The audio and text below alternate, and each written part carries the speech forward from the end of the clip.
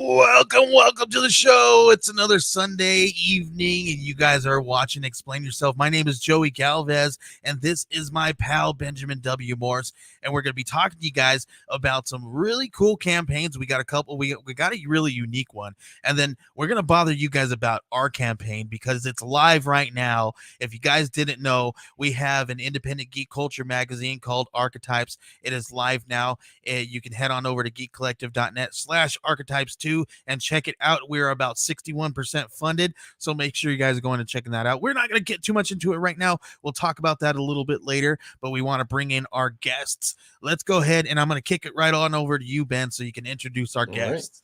Right. We have joining us today to promote their live campaign, Misatana Kai Meets Tart, a trading card crossover, are Mike Shea and Kevin Joseph. Guys, thanks for coming to the show. How you doing? Good. Thanks for having us. Welcome.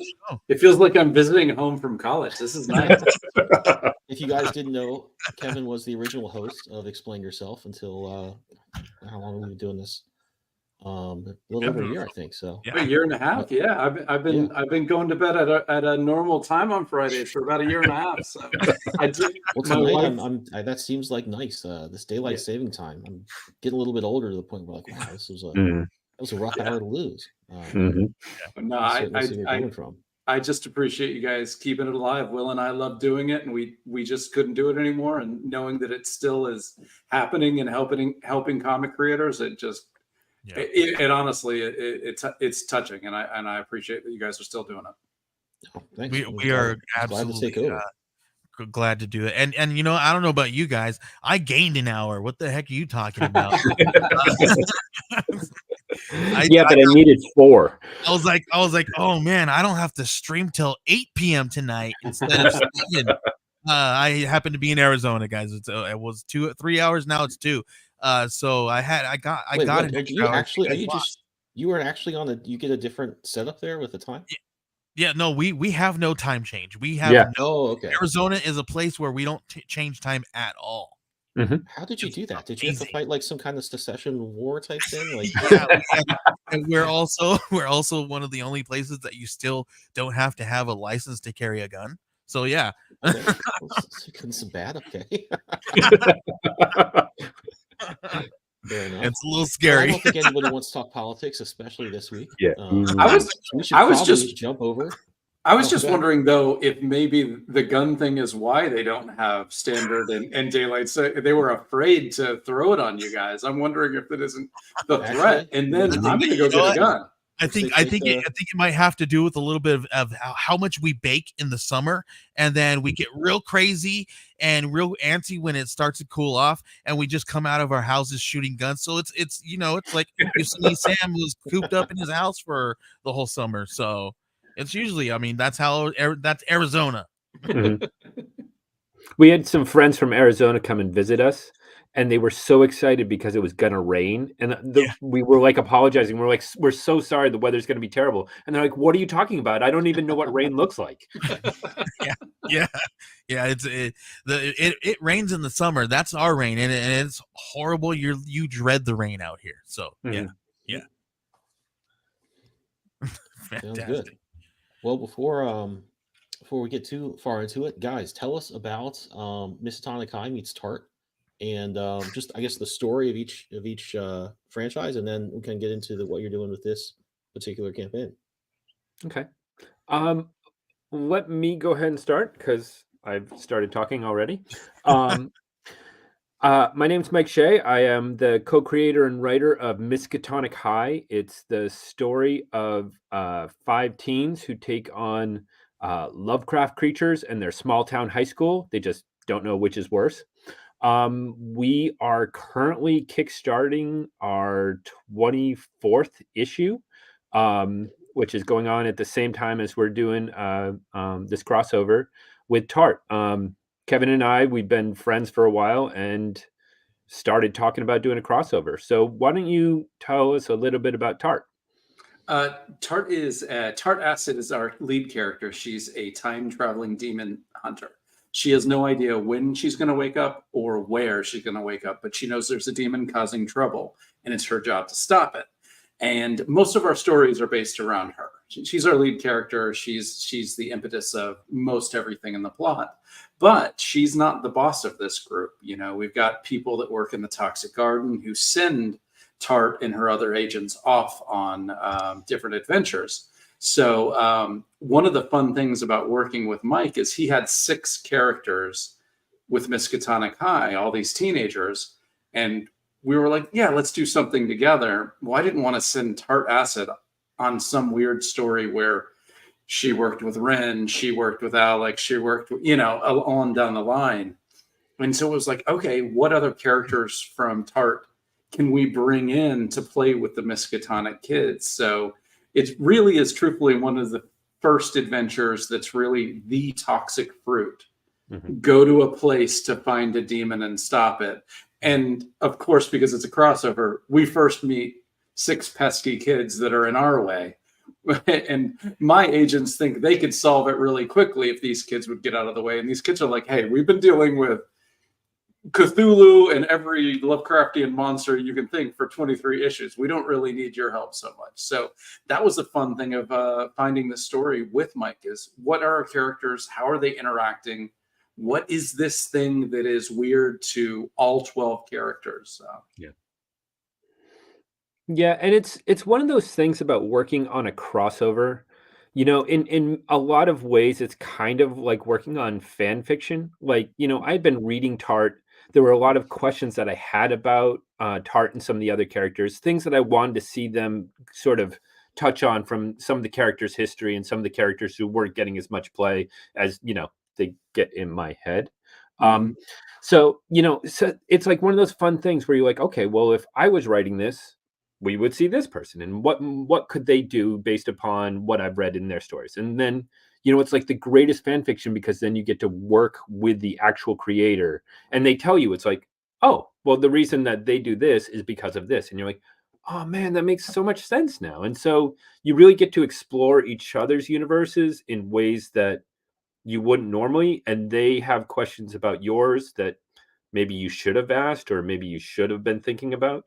And so it's really kind of a fun way to see characters in a new light, in a different light, to get some answers, to have them bounce off each other and make jokes and it'd be funny and have action and some heartfelt drama. And, you know, it's kind of one of those things where it's not my story. It's not Kevin's story. The only way that this story would ever possibly exist is us bouncing off each other and making this thing. Yeah, I think it's really cool. Whenever you have a crossover between like established characters, you really have to re-examine and represent, I think, your core presentation of the characters, your basic idea of what they're about, in their kind of basic form, what the real sort of archetypes they follow, and how their sort of elevator pitch characteristics, you know, come back to you. Not only for the characters presenting themselves to each other, but I think you're reintroducing your characters to a new audience, potentially one another's. 100%. Yeah, that was something we went through. I'm just gonna, because you hit on something huge. Is that was something that we were very cognizant of. You know, that the Stan Lee, every comic is some reader's first comic. Well, this boils down to, it's very likely that half of the readers that grab this story have never heard of Tart Acid, have never heard of Gloom Tangerine. So I've got to work with Mike to represent them and present them in the way that's accurate and right, and also do it in a way that is intriguing and fun for my readers who know everything about them and are now going, who's Ren? Who's Simon? Who are these guys? Who's Matt? And so Mike has to do the opposite. And that was a lot of the challenge and fun of doing that. You nailed it. That's what the great fun of it was. No, I think that's like just totally the basic appeal of like this type of crossover, is to kind of get a new, fresh reintroduction of the characters, but also they're bouncing off of new people. It's fun to see them interact. You mentioned you were kind of bouncing ideas off each other for the story. How did that process go? Did you kind of have a basic outline and fill it in with details? Did you just kind of go scene by scene, or like how did that work? So can I start, Mike? Yeah, go ahead. Mike reached out and we had sort of said we thought our worlds could overlap enough to do a crossover in the future. And that was as far as it went.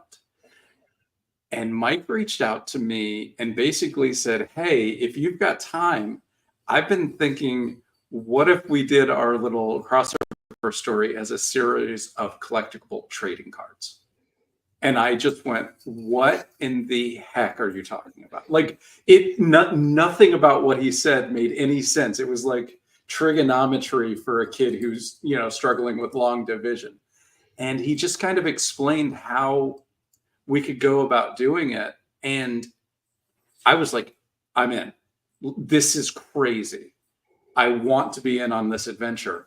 And from there, we absolutely learned the form of what the story would be and found the story based on the form. And of course, everything we've talked about the characters interacting.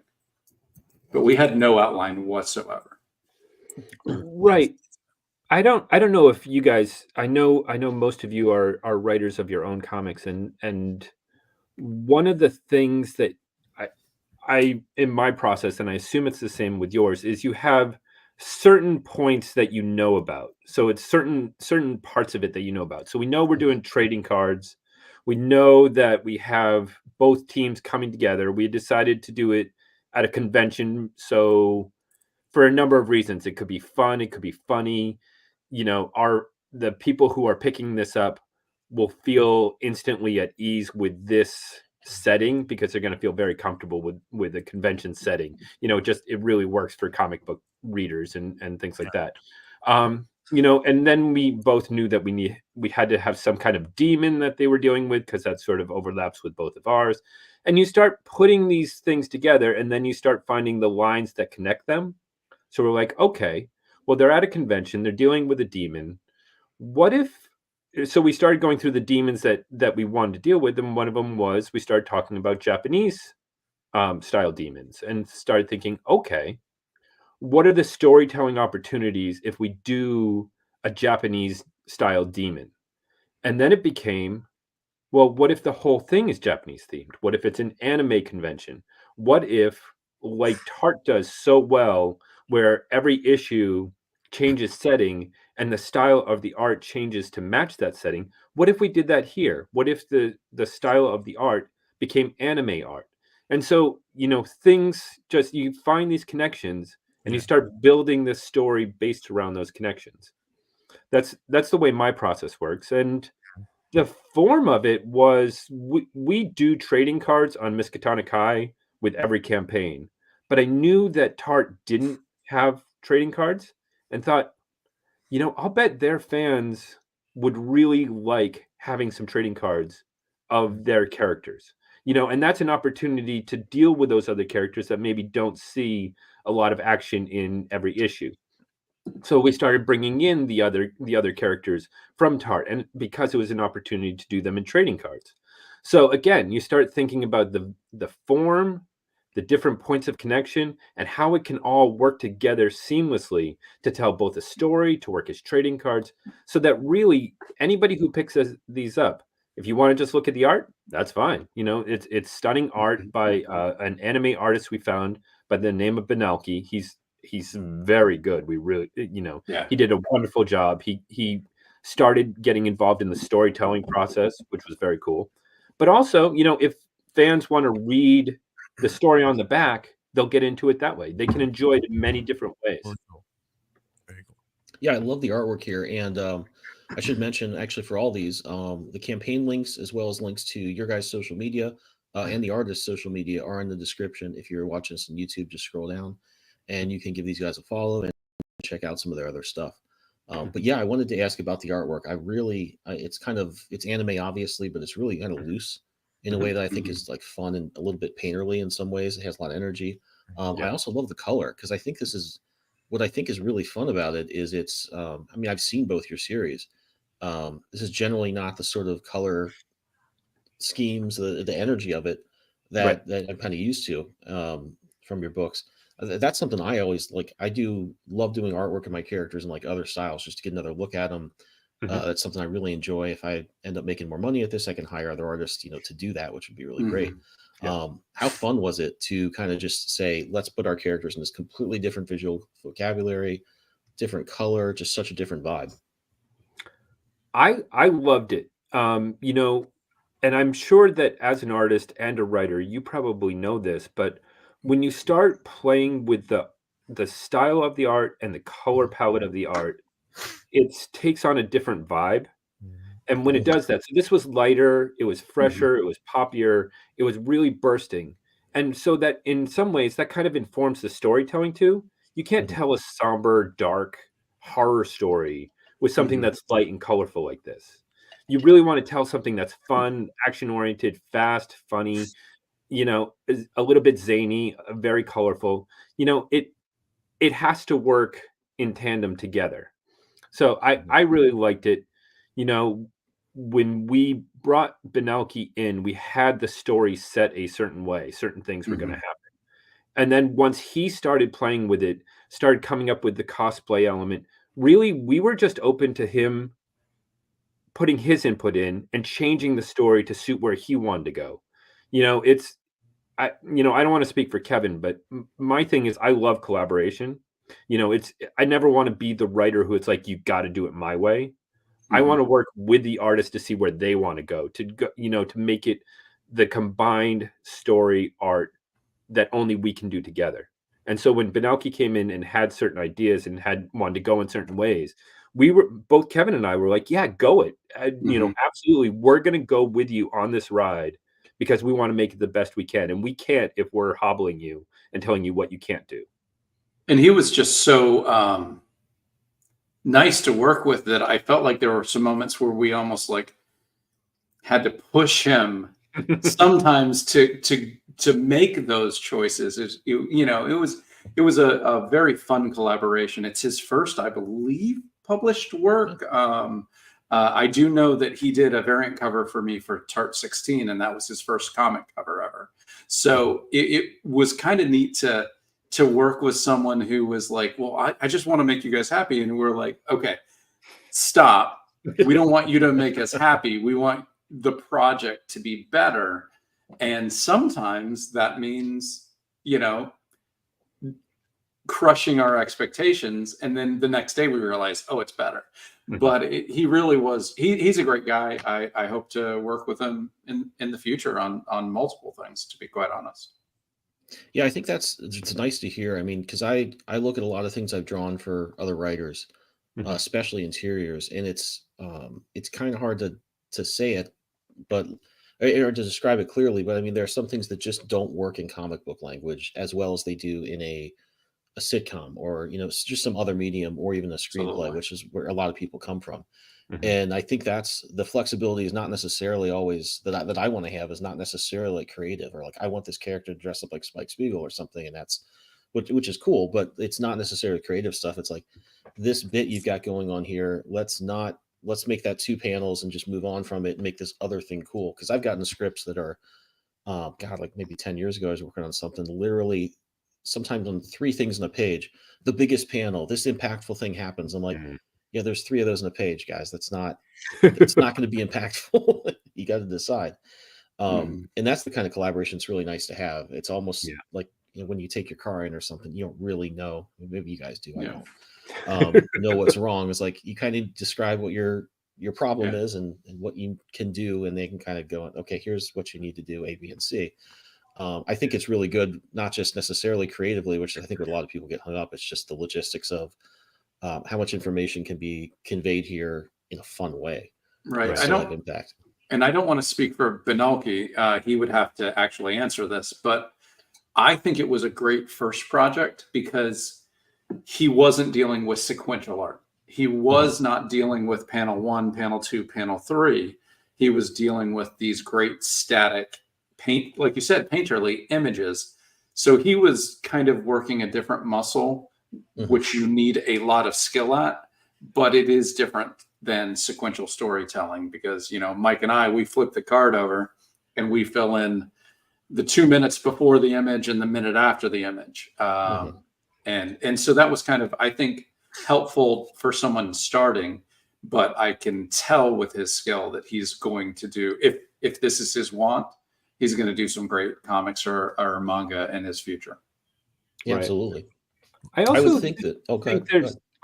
I was just going to say, I think there's something to writers and artists communicating that has kind of gotten, I feel like a number of writers make the mistake of thinking they have to write a full script or they're not a real writer. You know, it's like they've read all these Alan Moore scripts and they think that they have to be filled with all this detail and all this nonsense. And one of the first things I ask when I'm working with a new artist is, do you want a script like that, or do you want me to write it kind of Marvel style, where I give you the story and you figure out how you want to do the paneling? You know, is it you know, because a lot of artists, they are creative storytellers in ways that I'm never going to be. Like, they can see it, they can see the storytelling that I can't. And so you give the story to them and they know, okay, this is going to be my establishing shot. I'm going to go in and I'm going to do a close up here. Then I'm going to pull out here. It's because they understand those beats in some ways that writers can't. And I always find that if the communication isn't good between the writer and the artist, the project usually suffers for that, you know. And the places where the artist and the writer work together and find ways to allow both people to do the creative work tends to be better.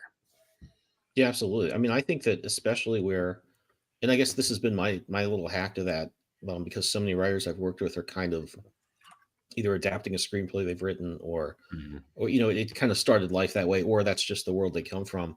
I'm usually happy to get like a scene of dialogue. It's like, I'll give you that conversation verbatim, but maybe I'll put some pauses in there. I'll make this panel big. I'll kind of do the blocking or whatever, unless it's obviously if somebody needs to pick up a magical sword and do something with it, that needs to happen when it happens. But if I can handle the blocking and the pauses, or just, you know, the different things you show at different times, that I think leaves so much room. And usually that's the thing a lot of writers get hung up on, is like, I got these lines I really liked. And that just, there's so many ways I think if people can communicate, which artists are just really famous for being great at.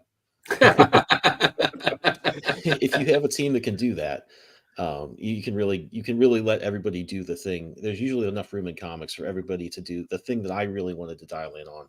They can usually do that if you, like I said, if you communicate and you, I think you also have to be kind of confident in your own skills in different ways too. And when people aren't too insecure about that, when people are comfortable handing over a lot of control, which you guys, it sounds like the way you approach this with this artist, I think you got a great finished product, because you were like, hey dude, let's you kind of take it in your direction where you want to have things happen. And I would think this is a question I was going to ask earlier. I would probably struggle if I were trying to, I know you don't have a panel to panel set of actions on these cards, but you've got a consistent size layout.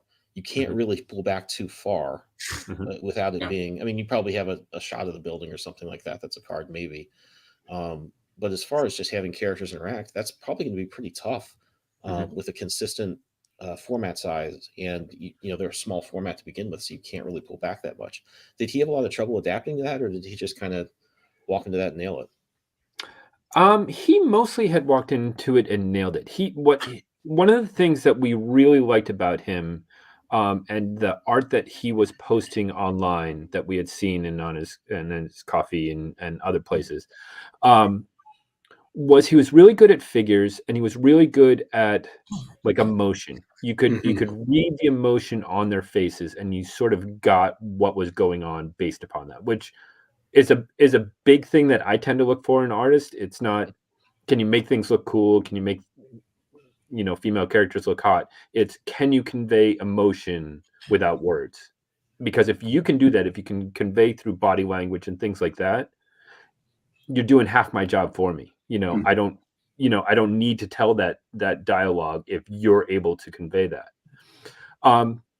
So he was really good at that. So we really sort of trusted him with that. And then what we did was we gave him the story on the back. We gave him kind of a panel description, but also told him, feel free to change this however you want, because you already know what we're telling on the back. So you get an idea of the story beat that we're in. Yeah. So if you want to do it like 30 seconds later on, if you want to do it 30 seconds earlier, you know, it's fine to do that, because you have an understanding of the story enough that you're going to be able to do it. So yeah. I'm looking on the screen. So if you're listening to the podcast, I apologize. But if you're watching it on YouTube, The image with Blueberry Bomb, I'm pretty certain we had written it for her to be doing something differently, and the people in the crowd had nothing to do with the image. But he had the trust in himself to find this negative space of Blueberry in the back of the frame, people who don't mean anything in a different color palette. Although when you read the card set, you might realize that one of the three figures might have something to do with the story. So he came up with all of that himself. So he kind of did build in, even though there were these severe limitations on him, he did build in elements even when we didn't ask for it. And it was kind of fun to see. And there were times where, you know, you got something back and we were like, hey, we're just going to need you to widen out because we need to see blank or blank. But for the most part, it was 80% of it was, you don't censor yourself, you go harder, as opposed to 20% of us going, okay, actually, we think we need to tinker here. Mm-hmm. Yeah, right. I think it's important that you get somebody. Oh, I'm sorry. No, you go ahead. You're good. Well, I mean, I usually like to get you guys talking, but the way that the art, just that art style, where I think it's not necessarily on model, like it's exactly like some other anime or some manga, but I think there's almost been like an established language of emotions that work for these faces that people are used to. You can draw like a squiggly line and people just get that, oh, this guy's really mad. I think that shorthand is really good to have on something where you don't have a lot of real estate to show a lot of complicated actions. And I think he really took advantage of that. And I think it was a really smart choice for you guys to pick somebody like that, because you don't have a lot of room. And even if you do need to pull back, like you just said, it becomes even more important to have kind of a visual shorthand for the emotions of the characters. So you're getting that interaction. I love hearing a really smart choice. I love hearing how smart we were making that choice. And I can tell you with all honesty, had nothing to do with us making the choice. It was dumb luck. But yes, it was the genius of Mike and I choosing. We just wanted pretty art. But you're saying that, and you're exactly right. There is a visual shorthand to manga anime style that I'm sure Western comics have it too, but it doesn't feel as dramatic as when I read, Eastern comics. Right. Yeah, I mean, if you look at some interviews with Neil Adams he gave when he was alive, he would really try to get like exaggerated facial expressions into his comics, and would kind of rail against artists not doing that. But to be honest, you'd look at some of the ones where he'd have a really like crazy expression on somebody, and I'm like, I appreciate that that's not just another dude with a stern expression, right? But like it just didn't look right, I'm not used to seeing that type of face in a comic book like this, and it really pulls you out of it. And I think that Kevin Maguire does it pretty well, but I think a lot of it comes down to we're just not used to seeing such realistic expressions that are so extreme on characters in our panel things.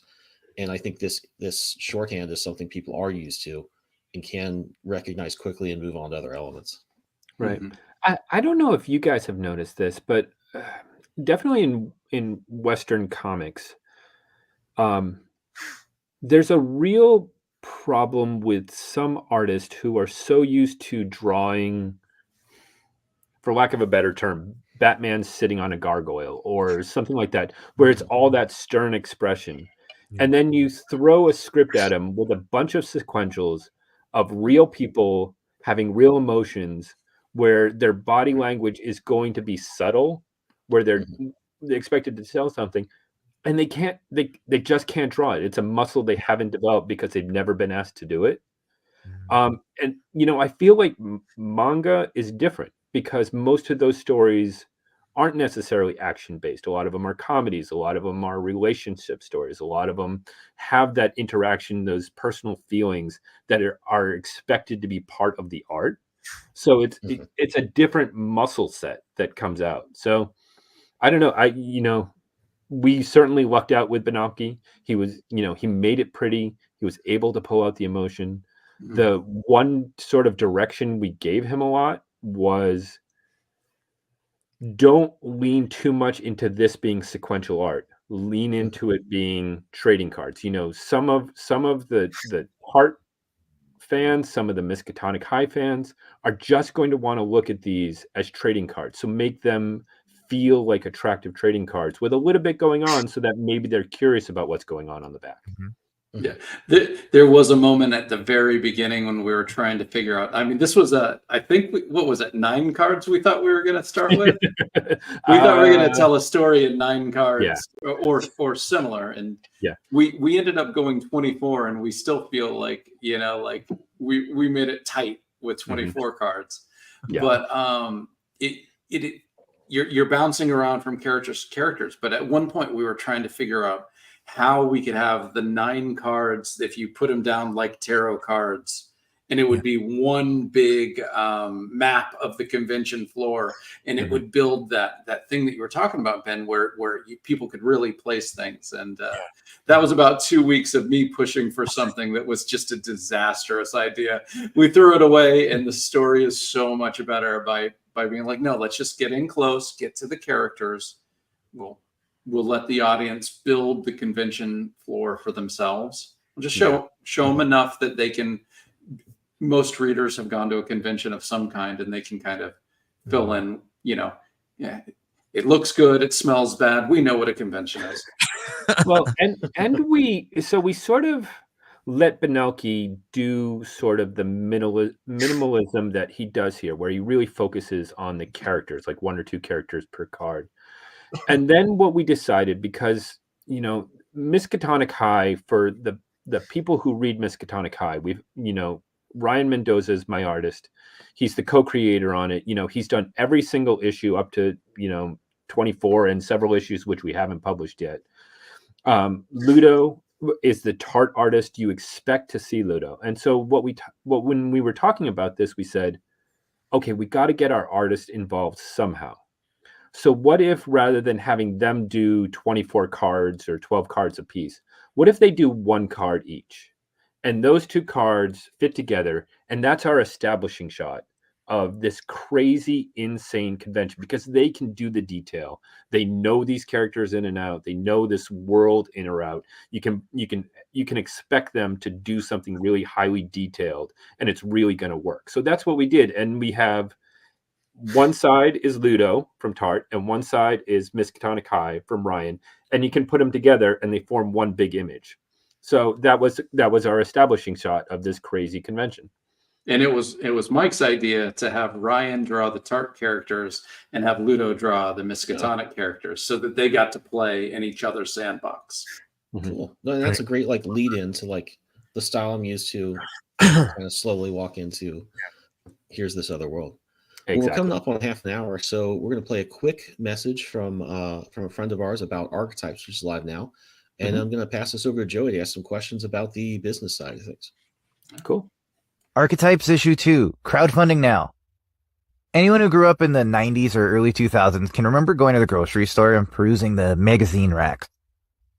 The internet was still in its infancy, so this was the primary way you're getting your information, especially for niche stuff like comics. Wizard Magazine was an easy pickup for me.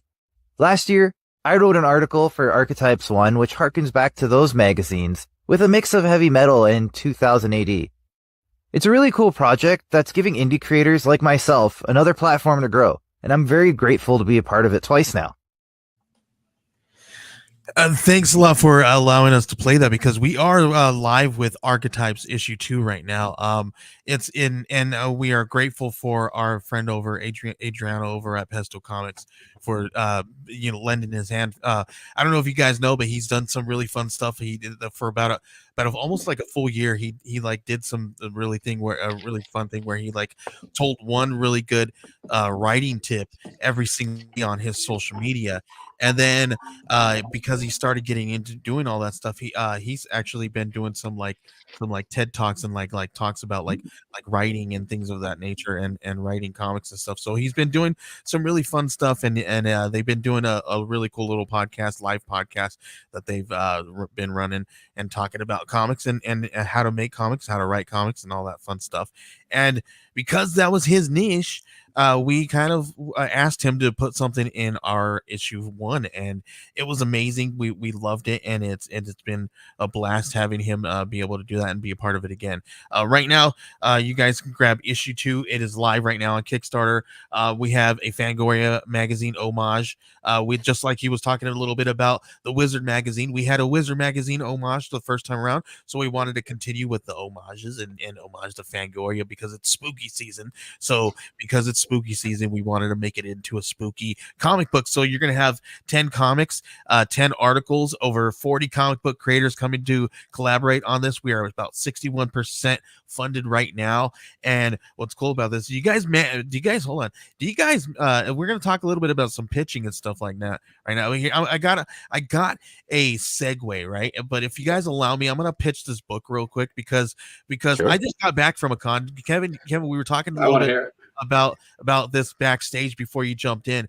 I was at an anime con all weekend, actually. No joke. Like literally no joke. I was at an anime con all weekend trying to sell this magazine.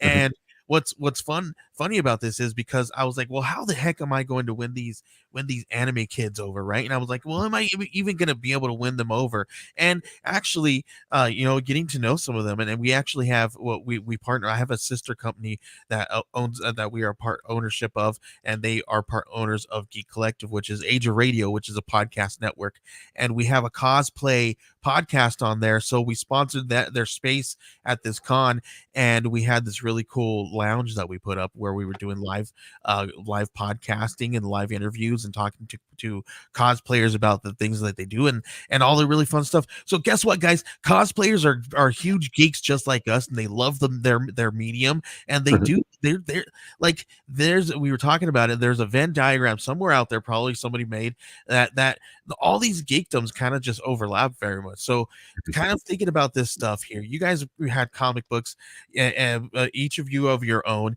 and you guys are creating something in this new space. It's anime space. You're kind of playing around in this world. So it was a little tough selling my comic at a con that is anime centric, and there's not really much anime in this, but they love stories, and they love and they definitely know Shonen Jump. And archetypes is just like a Shonen Jump. You got articles and short stories. So that's one of those tricks that I got that I found this week, and I was like, hey, well, you guys, when I was at a Comic Con, I would be like, hey, you guys like Wizard magazine, right? And that would pull them in. But it was at nobody knew what Wizard magazine was at this anime con, but they knew what Shonen Jump was, right? So I told them, you guys like, oh yeah, I love Shonen Jump, and they step right up, and then got them. That's my pitch every time. I'm not pitching the book. I'm just telling them, you guys like magazines? If they if they say no, I'll be like, okay, well, you looked at a magazine, right? Your eyes have set eyes. Your eyes have set on a magazine before. You know what they are. So, but it's usually along the lines of whatever kind of niche that you like. If it's an anime con or a comic con, there's always a magazine for those really fun niches. So.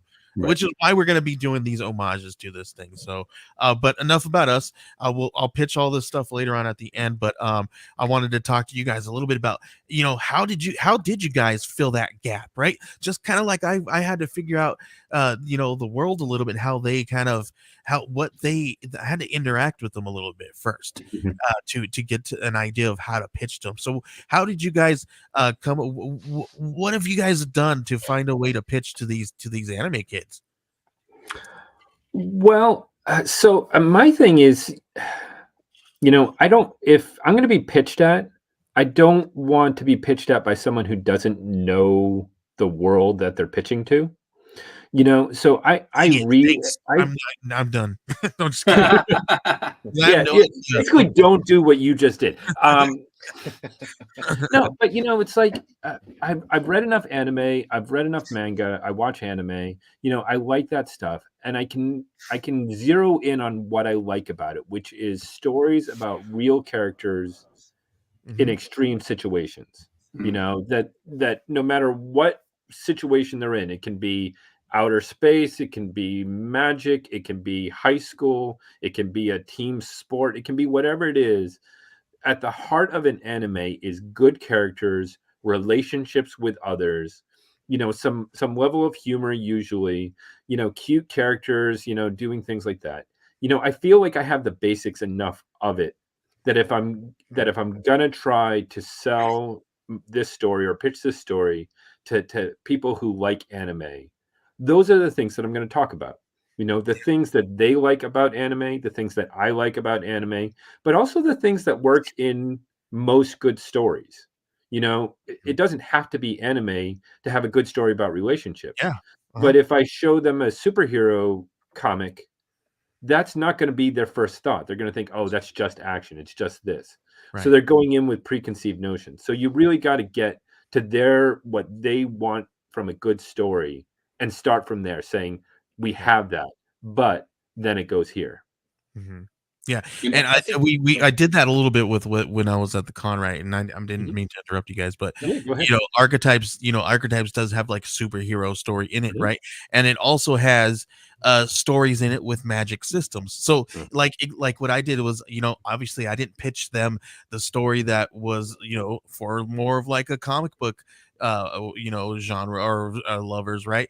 But I chose the story that was a little bit more like closer to what they like, right? And like exactly like you said, know who you're pitching to, know what you're doing, and know your audience. Go ahead. Who did I cut off? Did I cut off Ben or both? Well, I was going to say it's not even. I mean, you're at an anime convention, but or you were. Obviously, that's adjacent to comics, and I think it's in a lot of ways as simple as, okay, my comic is like a little bit of My Hero Academia with a 1940s vibe. I mean, you really can just do a little bit of research. And I think in archetypes, I've seen animes that remind me of, say, CJ's story. Yeah. And it's not, it's probably with a little bit of thinking. Too hard to say, well, this is kind of inspired by this. No, it doesn't really need to be, but that can be enough, I think, of a gateway to just have that conversation. And anime kids, they love a good fantasy elf story. So, and we got one of those in issue 2, right? We got a really cool fantasy elven story, and it is very much manga inspired, like some of the characters, right? And what's cool is we are going to be taking that one. We have a short story in issue 2, but we're going to take that and we're going to put it out into a full length. And right now he is working on a manga cover for that issue, so it is within that world, right? And these do kind of overlap a little bit. Yeah, and I just find I've done like 2 small anime conventions, and I just find the spots in the story that have the most dynamic, energetic, colorful action. And that's what I show the anime fans. I kind of like gear into the fact that there is some anime influence to Ludo's art. There isn't an anime influence to the way I write the story, because I don't have that history. I don't have that it's not an influence, not because it isn't good, just it's not my experience. But Ludo has it, and so he gets my script and he does kind of incorporate these things subtly. So I just might find a different page for the guy who's wearing a shirt that has the Hulk fighting thing. I might find one page in the comic to show him, but the girl dressed as Sailor Moon, I'm probably going to find a different page that I think might entice her more, and just show her the artwork. Kind of hope that does it. Right.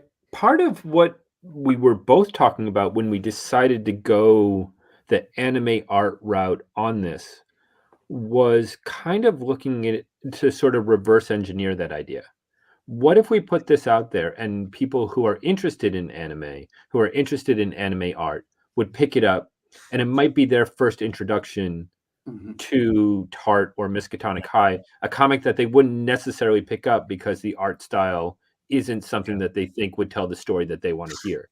So it's kind of like maybe this is a gateway drug for them, where they get into it, find out that they like the characters, they like the story, they like the elements, they like the magic to it. Whatever it is about it that appeals to them, this is kind of like something that they can try before they commit to buying the rest of it.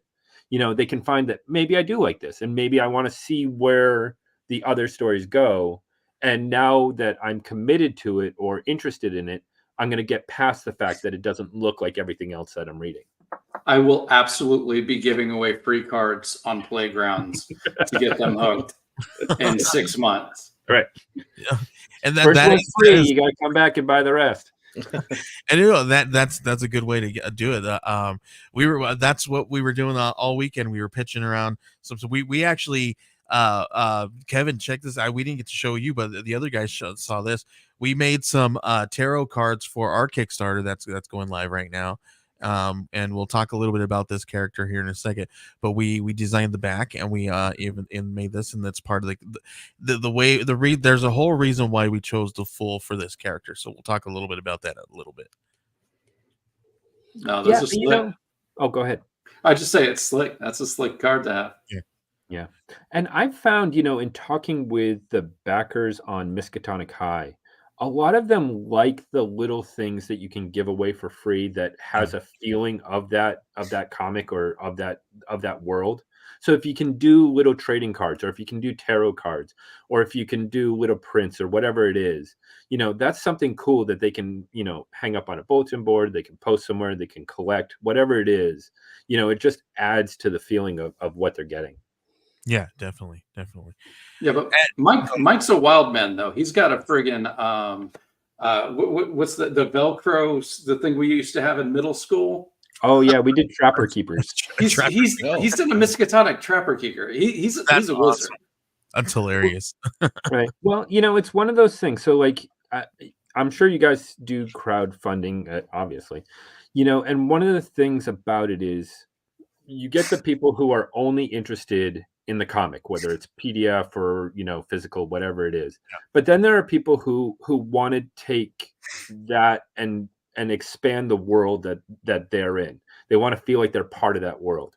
And the nice thing is, being a Lovecraftian high school horror comedy, is there's so many things that are school related that we can sort of branch out and not, break anybody's bank to do. So, we can do pencils, pencil cases, can do erasers, can do all kinds of things. We're doing, fortune tellers, little things like that can just be really fun, that they can sort of use to expand their imagination of how they would operate in a world like this. And we find that they like it. So before we move on to some of the other things what we're going to talk about here, let's talk a little bit about your guys' price points and how you guys and what you guys are offering in some of these things. If you guys can go through them one by one here and tell them, the readers, the watchers and the listeners right now, please. Well, the first one is only $3. Well, it'll be $6 when you get to shipping. One thing that we both want is we want for people to be able to read the story right now.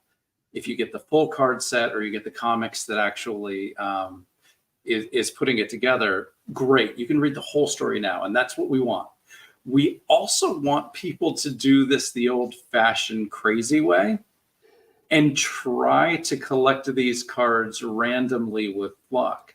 So you can buy is it 6 cards or 5 for $3? It's 6, right? 6. Yep. 6 cards for $3, and we don't know what you're going to get. They're just going to be shoved in the thing, and they're going to be mailed, and you might get 2 card 2s, a card 13, a card 24, and a card 21.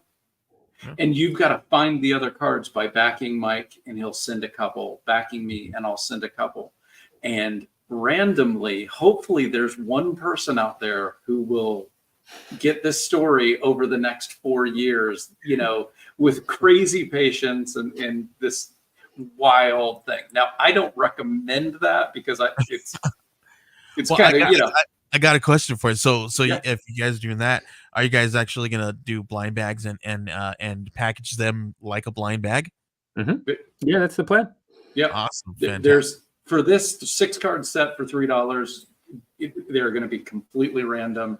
We're not going to know what you're getting really, because Mike is doing the fulfillment, but he's not going to be pulling to make sure you get certain cards. I will only get a blind bag. I will only get a blind bag if there's going to be that hard, disgusting piece of gum in there. We didn't do gum. We didn't do gum. Yeah, we talked about that. But yeah, like even one of the cards is the checklist card. Yeah. Okay. Yeah. Yes. Love that. Love so that. You might get the checklist card and know what you're missing, or you might not get it and just basically hope that you got card 24. Hope that's the last one, buddy. I love that. I love that. So, but we wanted that to be super cheap. Like, you know what? You just think it's a cool thing. You don't want to buy the $15 card set. Is that me? Mhm. I don't know what happened there. But we didn't want you to have to buy the $15 full card set if you just were kind of intrigued. Mhm. So that's why that first price point is so cheap. It's even cheaper than the PDF, which is also $5. You can read the entire story. You can get the full behind the scenes thing that Mike has worked his butt off on.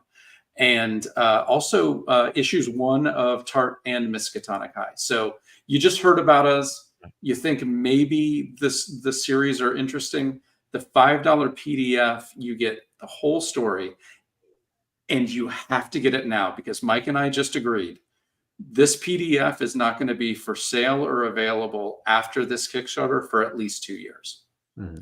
Because we want someone who missed it to have to do the hard work of tracking these cards down. There's something fun about getting a pack of cards, not knowing exactly what they're going to be, but kind of maybe you've seen this campaign, you've seen like, I like that. Like say that you like this image, you're a Cowboy Bebop fan, and you're a fan of one of these things. You kind of really want that. Maybe you'll get it, maybe you don't. I mean, that was the fun, right? You're opening it. You hope you get your Pete Rose card or something like that. That's kind of where I collected cards, but that is the experience, and it's a fun way to approach it. Right. And one of the things that I want to do, and I'm sure other people do when putting together their crowdfunding, is don't predetermine how people are going to want to embrace your project, whatever you're putting together. Don't decide, oh, people are only going to want it digital, or, oh, people are only going to want it physical, or, oh, they're going to want the whole set, or they're going to want all of the things, or they're going to want all of the variants together, or whatever it is. I will tell you, every single campaign, somebody has asked me for something that I had no idea that they were going to want, some combination of this, that, and the other thing. So don't decide that for people. Just give them the options and let them put together what they want. So that's kind of what we did with the pack there. I've always been surprised when I've had a campaign out. Some of the things that were my ideas, some things that people are collaborating with. They say, oh, people like this. I'm like, I'd be really shocked if anybody wants it. And it's a hit. So I have never not been surprised. That's a really good piece of advice. And that's a good idea. And the way I do that is I make everything into an add-on, right? So if you grab one, you can grab and add anything on that you want. And then I always kind of like throw extras on there that we don't actually offer in the campaign, or things that you had from the last campaign that you can throw on there, or things like that. Very cool, very cool. I love that. We're gonna shift gears here a little bit. Can you guys hang out still a little bit after here? We're gonna talk a little bit about our archetypes, and then but first, before we do that, I want Ben to have a moment to talk a little bit about what he's got going on right now. All right. Yeah, thank you. Let me switch over to that real quick. So this one is almost done. I just got done lettering the last page. I need to color 2 more, and I think I'm going to launch this week. So this is a sequel to Scarlet Twilight. It's called Countdown to Cobalt Crisis. Essentially what it is you had something like Secret Wars or Crisis on Infinite Earths, but it had been created in the 1940s. So you're going to get all of that sort of Golden Age vibe if you're a fan of Batman the Animated Series or The Shadow, the Golden Age Justice League. It has that vibe to it, but it also has the kind of things you expect from a Crisis. You got characters from other dimensions, guest stars that you won't expect. You've got big changes in status quo. The characters that you love from the first Scarlet Twilight are not going to all make it through this. So you get kind of the big moments. And I think the really cool thing about this, aside from combining really cool kind of archetypes of comics, the stories that we're used to, is, usually when you have one of those big crossovers, you've got that I've read, even Crisis on Infinite Earths was one part just a really cool epic and a good idea. It was also kind of a clearinghouse to clean up their continuity. So it was a really nice way to restructure all those things we're used to in a way that just flows dramatically, and you don't have to stop and explain why Hawkman's different or why Power Girl's pregnant, or you can just really have the same narrative flow you'd have with a regular story, but with all those big huge cast of characters and big like earth-shattering events. So it kind of started off as a really fun experiment, and then as I got into it, started writing it, I found it was a chance to just do some really cool things that I think haven't really been done before, even in those great crossovers that we love. So very excited to be launching this. We've got a lot of cool stuff in it. I've got 5 pages of what's going to be Cobalt Crisis #1. So you get a preview look at that. You can see some of those here. This is a variant cover that's going to have our deluxe edition. So it's going to be 48 pages of story, or it's 30 something pages of story, and then a bunch of pages of sketches and designs and things like that. And that's going to be the cover for this one. It's also going to feature a few different characters that are adding onto the world. So the first one, and this was also featured in Archetypes 1, is an 8-pager for a character called Ace Falcon, who is, I think, going to be a lot of fun. There's a lot of Indiana Jones and the Lone Ranger in this guy. He's kind of like a combination of a few of Golden Age heroes I really love. And this is a chance to read that 8-pager, get used to him. This other one is called the Captain Lances of Earth Delta 86. This is an homage to Frank Miller's Batman stuff and kind of all the cool Batman stuff in the 80s. It's kind of an alternate version of Captain Lancer that I thought would just be fun to throw in there and get to show people kind of a different take on the character in a very different world. This one is called The Last Spearfighter. This is a story I did for an anthology a few years ago, but I really love the characters. I really love the ship that you see in it. That's kind of the hero of the story. So I kind of found a good idea that let me combine these worlds a little bit, and that's a lot of fun. I've also got a few prose stories that kind of set up the story and kind of just build out the world a little bit and introduce some characters and concepts that are going to come into the main thing. So this one here is called Flight of the Star Nomad, which introduces what's a pretty cool guest star I think people are going to like. This other one is only going to be a deluxe edition. It's called The Time Runs Out for the Red Roadster. This is kind of an adaptation of a public domain character that I really like called Silver Streak. And it's a fun thing to bring in. I think I wrote here, the no multiversal world-breaking comic crossover is complete without the demise of a heroic speedster, and the Red Roadster is going to run faster than ever to make sure it's not him. So this one's really fun. I'm excited to get that out there. And it's just kind of a good example of what's fun about these crossovers. There's like, you get to see Crisis, you have Captain Marvel fighting Superman and stuff like that. It's fun to see that sort of thing. And it's a lot of fun to do things like that with this comic. Yeah. So you'll get that. You also have a chance to get some of the previous Scarlet Twilight stuff, some stuff from my other book. August is all going to be available as add-ons. So get over there now and follow this project. The link is in the description, and be ready for us to launch this week, because I think this lead into the overall story is going to be a lot of fun, and I think set up something that's going to be really cool.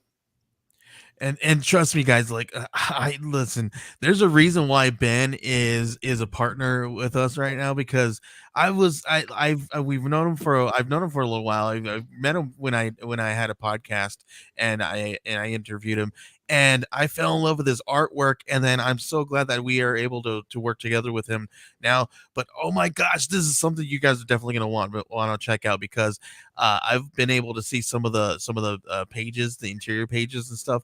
This is some of his best work. He's put his heart, blood, sweat, and tears into this thing for the past. How long have you been working on it, Ben? It's been a little while. The first thing that's part of this, I think I did this promo image a little over a year ago. The first thing I did was the Ace Falcon story. So it goes back to when we were working on Archetypes 1.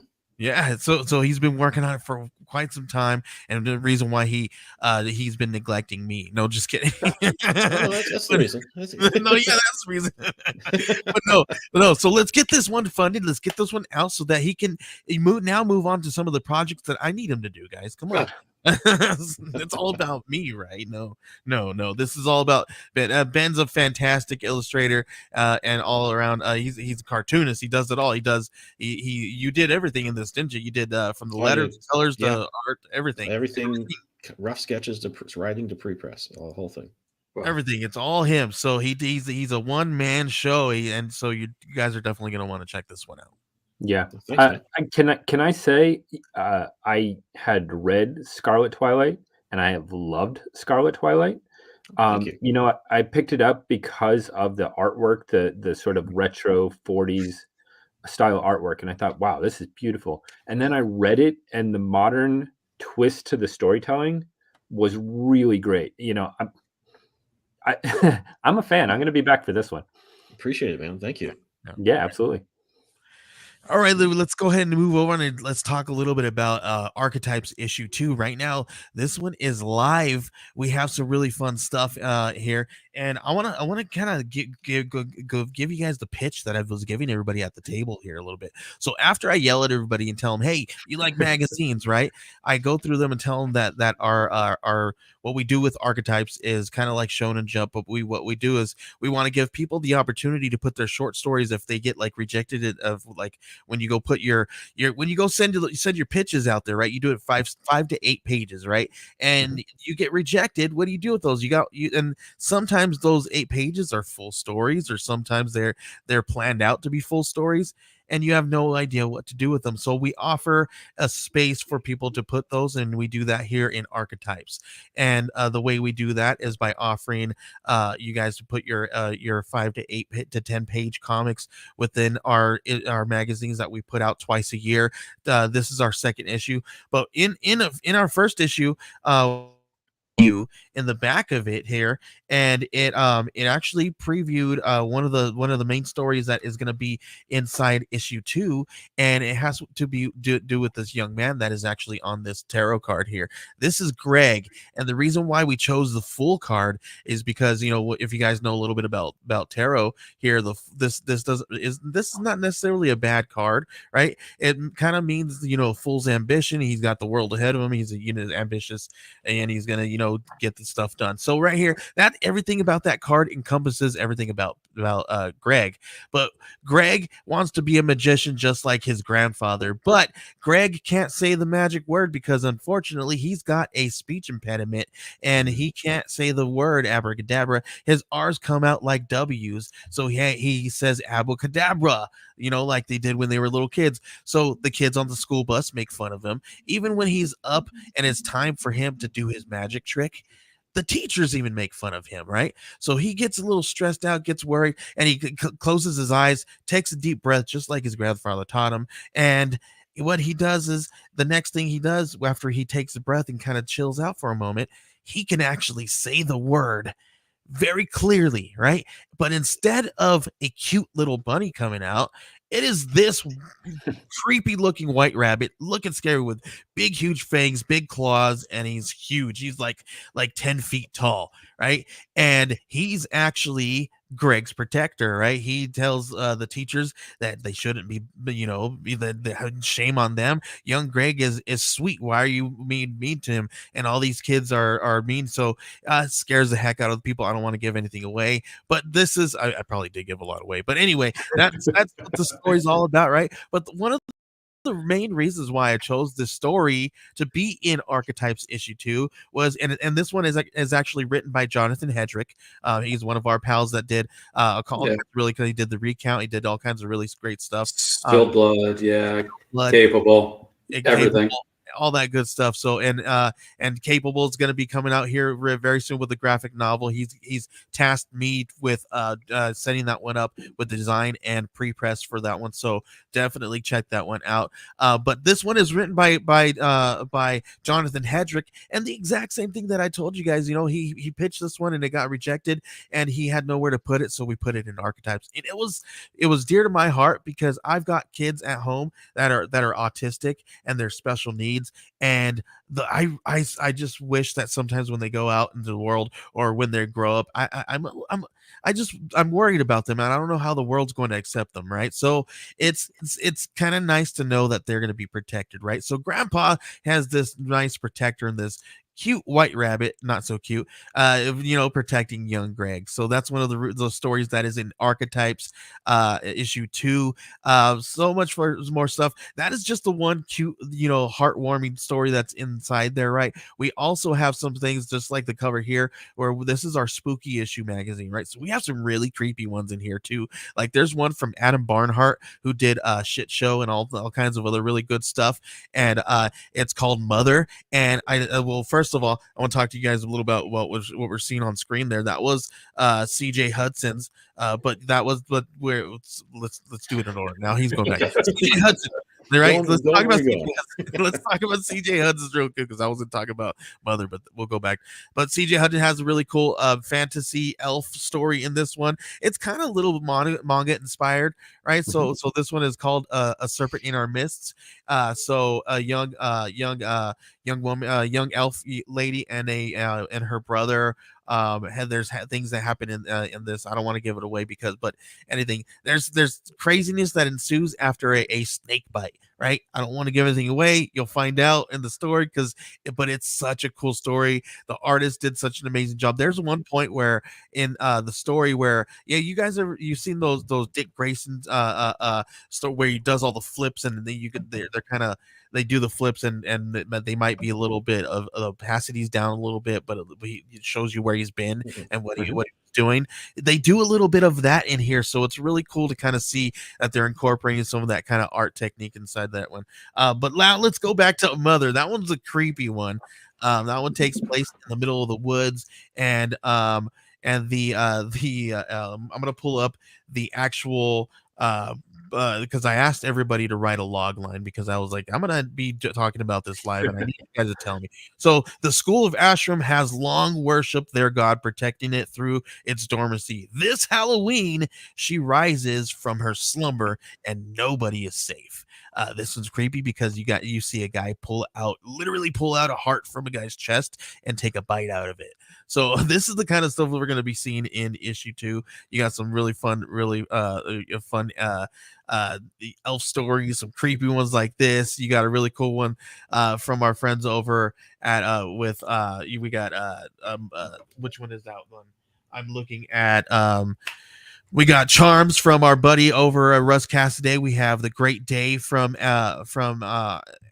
Austin Hamlin. He just did a book called Big Guns, Stupid Rednecks from Band of Bards. So he did that one, and this one is with Kurt Belcher. Kurt Belcher did the artwork on this one. So there's all kinds of really great heavy hitters that are in this issue. So this one's live right now. You guys definitely want to check this one out. Dance Macabre is there from our friend that I helped him do another Kickstarter there. So definitely check it out. This one, there's some really gorgeous looking artwork in here. And some really creepy things. That one has to do with after the plague and people had to bury their family members, but you can see that something's being reanimated back there. So, but that one's got a weird twist to it though. So you're gonna definitely want to check out Dance Macabre too in Archetypes issue 2. And we have all kinds of really great things. We're offering tarot readings, and you get a free full tarot card. And so that there's also some really cool shirts that we're going to be doing with each and every campaign that we do some really fun stuff. I'm a comic guy, and I used to love like wearing those stupid t-shirts that have those weird sayings and all that stuff. I'm a sucker for those dumb t-shirts. Literally every Christmas my family finds me one of those stupid saying t-shirts and I wear that thing out. I swear to you. So I was like, I want to make something like that for my campaign. So the first time around we made one that said it's not hoarding if it's comics. So this time around, we homaged the I Heart New York t-shirt, and we did I Heart crowdfunding comics. Nice. We have an idea that we want to do something like that. We might be, playing around with an idea with a I Heart crowdfunding comics campaign where we might talk to some creators, and we might be able to offer them tiers there to curate their own tiers, and then some of those funds for each of those tiers go directly to the creators. So we're gonna think about different things like that and do some fun stuff with this one. But we wanted to kind of offer some fun offer it this time within this issue first to kind of get it off the ground to see if people actually liked it and like that kind of idea. So you can grab something like that on our campaign as well. So, but enough about me, because I don't want to take up too much time. We're past our time, past our hour, but you guys can head on over to geekcollective.net/archetypes 2 and check out our issue 2. You can grab issue 1 as well, and you can grab it all. But this one is going to be issue 2 is going to be a 100+ page book, and like I said, 10 comics, 10 articles, over 40 comic book creators. This one's going to be in a square bound graphic novel size book. So definitely check this one out. It's only $24 if you get the second issue. You get a really good deal deal if you get all 3 of them. It's like a steal. Like you almost get one of them for free there if you check it out. You get like 1, 2, and 3 for you get issue 1, 2, and the Fangoria homage for $50, and that's a freaking steal. So check that one out. And if we hit a certain goal, we're gonna turn that homage into a glow in the dark cover, and it's gonna glow blue.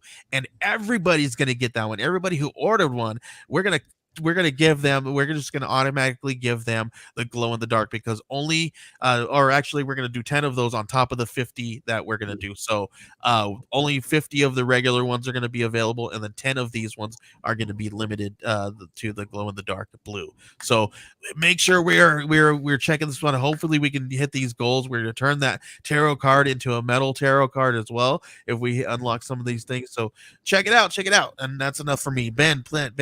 Let's send it back to you to ask these guys to do their pitch one more time really quick for us. Yeah, well, I don't think it's any better than that, guys. Let's switch back to putting that on screen. Well, I'm gonna ask one thing before we do our pitch. I want to do something near and dear to Joey's heart. Oh, that's right. Okay. A rabbit out of a hat, you say?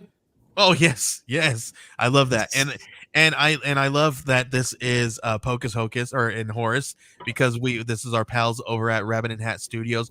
We are working with them actually to do a book that's going to be coming out in the direct market very soon. You didn't hear that from me. So I took part in Travis Gibbs' Indie-tober campaign in November. I've still got a couple I need to do.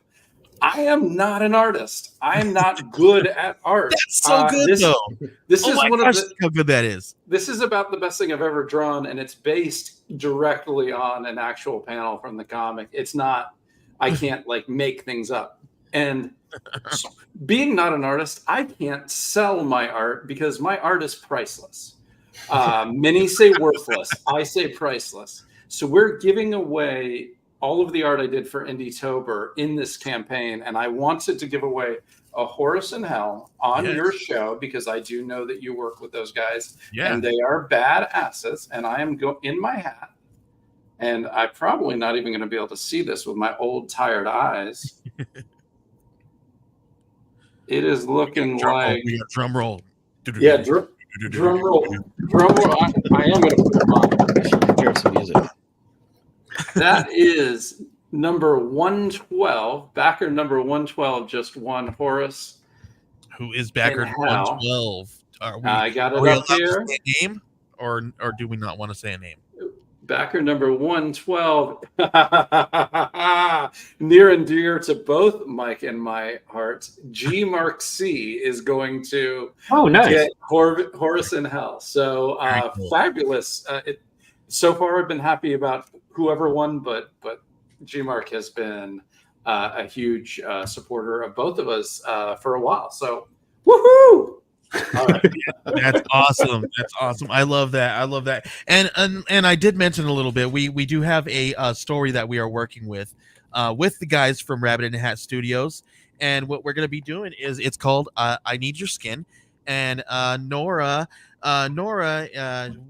seeks out a clairvoyant. She thinks that she can help her with her. She's obsessed with herself, right? Well, Alan tells it better. I don't do it. But anyway, it has to do with a woman who feels that she is a little obsessed with beauty a little too much, and she thinks that a clairvoyant can help her. But the clairvoyant, she wants a little piece of her skin, literally. So there's more to it. There's a lot more to it. It comes from a concept of mine. I came up with the concept. I told Alan about it, and I just mentioned it to him one day, and I was like, dude, what if we'll check this out? Is this a good idea? And then like he just nonchalantly did like, oh yeah, and then like nothing happened, and a couple days later he's like, dude, I just couldn't stop thinking about that, like let's do like, so he started scripting some stuff, and so now we got Brian Belando doing some artwork. He just sent me page 3 the other day, yesterday actually, while I was at the con. He sent me the page 3, and oh my gosh, this thing is gorgeous. I wish I could show it to you guys, but I can't. But it's definitely going to be coming out very soon. We'll tell you guys a lot more about it very soon. But we have so much stuff like that coming up in the next couple of years. That one's gonna be in the next. We're gonna see what kind of timeline we got. We don't want Brian to burn out, right? We want him to not to burn out, so we're gonna take it a little slow with that. So but we got that one worked in the next couple of years. We also are bringing I think they're Peruvian. We got some they're only able to do like a digital campaign because of where they live, and unfortunately they have to get a little creative with it, right? So they can't do a print campaign. So what we're doing is we're going to actually help them bring their print to Kickstarter, and we're going to help fund that thing, and we're going to print it underneath our publishing arm, and then when we're going to distribute it for them, and then we're going to take it on tour to cons in the local area and sell it and try to put it into shops and stuff for them, and we're going to give them a piece of every single sale from that campaign. We're going to give them a piece of that, and especially for every single sale when we sell them in person as well, so that we can make sure that we get them there. And then we're going to also help them run a campaign only overseas and print it overseas and distribute it from overseas as well, so that it benefits all those people over there, and that they are available to actually get some of their own books printed, and they can take it around to cons out there. And that's what we want to do, right? We're doing all this kind of stuff. That's what Geek Collective's about, and that's the reason why we named it Geek Collective, because we want this to be a community where we help one another, and not just to try to make money off of one another, but we all got to live, and we all got to make a little bit of money off of this because we're putting our money into it, and we want to see this thing grow. So if we can do it and funnel that money back into it, we're going to continue to create badass things like this awesome Miskatonic High meets Tart trading card crossover. Like, if we wouldn't have been able to fund some of their things in the past, would this have ever been made, right? So definitely check out, and if you guys are out there listening or watching, please when you see some of these creators, and if you can afford to, please pledge to an affordable tier to your to what is subject to your own I guess budget. So make sure that you guys we don't want anybody to go broke over this stuff, but so make sure you guys checking this stuff out, because you may not ever know, there might be a crossover for two of your favorite things down the line, just like this. Exactly. Yeah. So guys, anything else you want to say about the campaign? I do just want to make sure to let people know that you can get the entire set of cards for $15. That was the next reward up, and I think that's pretty important to get that. Yeah. If you are a completist, you can get all of the cards right now. We did want to make it, if you want to go on the journey, but if you want the story right now, you can get that. The connecting covers, which are the exclusive cards, are also printed out comics, which have the card set where you're going to have 4 cards on a page, and you're going to be able to read the whole story. And the trick is, one of the covers will have Tart #1 reprinted for Miskatonic High readers who've never read it, and one of the comics will have the card set and Miskatonic one for readers who've never read it. So there's a way to get into this at any price point you want. $5 for the PDF or $60 something for everything. Very, very cool. You can collect them all, or you can take a blind bag and go for the ride. I love it. Thanks again. Please, guys, tell everybody where they can find you on social media and where they can find the Kickstarter. I'm Kevin Joseph CMX on Twitter, Blue Sky, and Instagram. Right. I'm Miskatonic H on Twitter. Best place to find me is usually on Kickstarter every other month or so. Fantastic. And you can find me at Joey Galvez 1984 and Joey Galvez on Kickstarter and Geek Collective on Kickstarter. Find us at geekcollective.net. If you are looking for any kind of service, we are a full service comic book art studio advertising agency. We do podcasts. We do it all. Everything from concept to shelf, and we'll help you guys. So make sure you guys are checking out our services. Ben, you did have one last thing to say about our sponsor Gemini before we head out. Oh, sure. Yeah. So we do have a deal with Gemini mailers that you can get 10% off your order if you use the code. Actually, I don't have the graphic for that up on our new setup, but I think it's Geek Collective 10. Is that correct? Correct. Yeah. Head over to Gemini Comic Supply. Put in the code Geek Collective 10. You get 10% off if you're buying a lot. Obviously, that can really add up and save you some money. We know people who have saved, I think, a few $100s by using that. And it's important to use these mailers for stuff.